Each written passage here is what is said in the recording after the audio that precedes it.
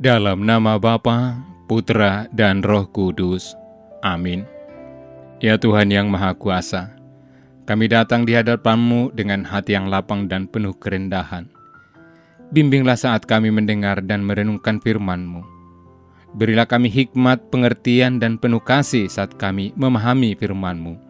Buka mata dan hati kami untuk melihat kebenaran-Mu yang terkandung di dalamnya, agar dapat menerima pengajaran-Mu dengan rendah hati dan tekun. Jadikanlah firman-Mu sebagai terang bagi langkah-langkah hidup kami. Amin.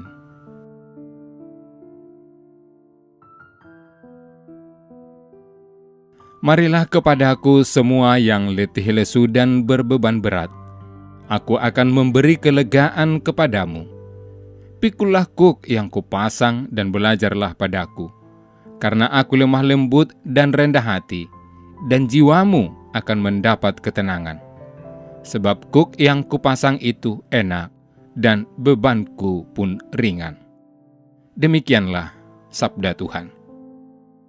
Saudara-saudari yang dikasihi Tuhan, kita hari ini akan merenungkan firman Tuhan dari Injil Matius, sebuah ajakan keselamatan dari Yesus untuk kita.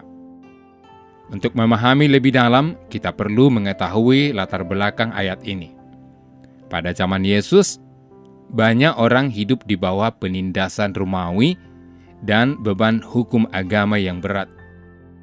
Mereka bekerja keras dan menghadapi banyak kesulitan tanpa adanya penghiburan sejati.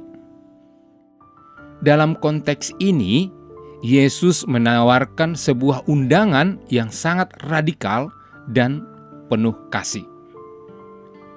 Dia tidak hanya mengundang mereka yang tertindas secara fisik, tetapi juga mereka yang kelelahan secara spiritual dan emosional.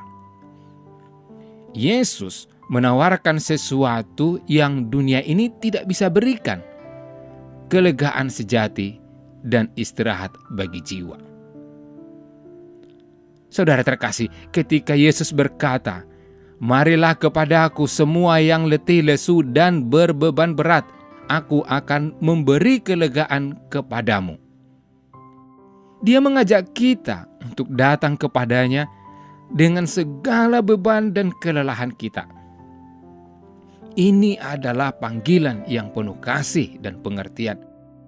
Yesus tidak meminta kita untuk menyembunyikan atau mengabaikan kelelahan kita. Tetapi Dia mengundang kita untuk datang kepadanya apa adanya. Bayangkan seseorang yang telah berjalan jauh dengan membawa beban yang berat di punggungnya. Dia kelelahan dan hampir tidak bisa melangkah lagi. Dalam kondisi seperti itu, Yesus menawarkan tempat beristirahat.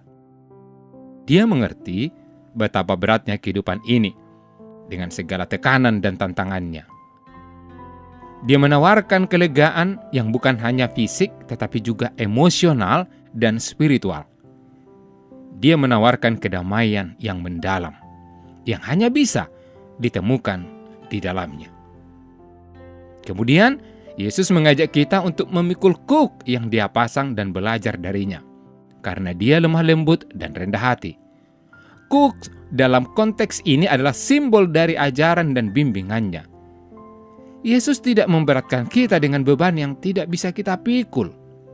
Sebaliknya, Dia menawarkan beban yang ringan dan penuh dengan kasih karunia. Dia mengajak kita untuk mengikuti teladannya dalam kelembutan dan kerendahan hati. Dalam proses ini, kita akan menemukan ketenangan jiwa yang sejati. Memikul kuk Kristus berarti menjalani hidup sesuai dengan ajarannya, dengan penuh kasih, pengampunan, dan rendah hati.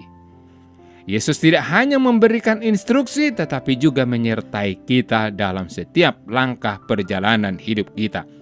memberikan kekuatan dan penghiburan yang kita butuhkan.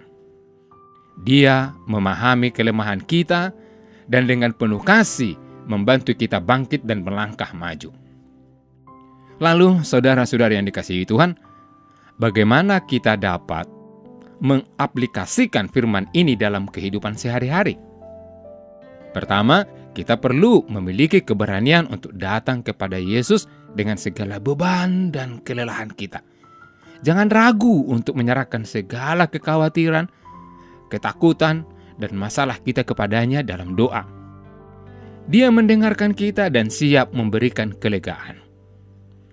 Yang kedua, kita harus bersedia menerima bimbingannya dan memikul tanggung jawab sebagai pengikut Kristus dengan keyakinan bahwa Dia akan memberikan kita kekuatan dan ketenangan. Yang ketiga, mari kita belajar untuk menjadi pribadi yang lemah lembut dan rendah hati seperti Yesus. Dengan meneladani sikapnya, kita dapat menciptakan lingkungan yang lebih damai dan penuh kasih di sekitar kita, serta menjadi berkat bagi orang lain. Cobalah untuk mengampuni mereka yang menyakiti kita, membantu mereka yang membutuhkan, dan berbagi kasih dengan orang di sekitar kita. Ketika kita menjalani hidup dengan cara ini, percayalah bahwa kita akan merasakan kelegaan dan kedamaian yang dijanjikan Yesus.